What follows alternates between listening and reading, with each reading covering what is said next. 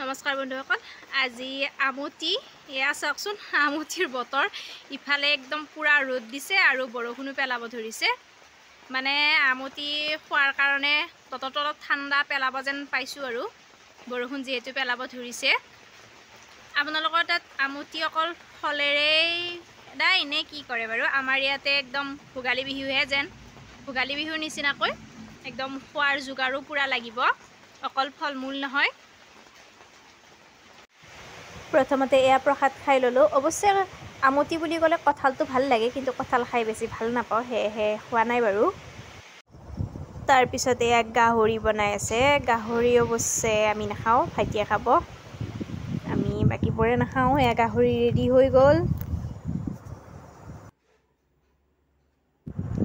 এয়া বাকিবোৰৰ কাৰণে আকৌ বেলেগ বনাব লাগিল নহয় হেহে মায়ে যোগাৰ কৰি আছে বহি বহি যোগাৰখিনি কৰি দিছে বাৰু মায়ে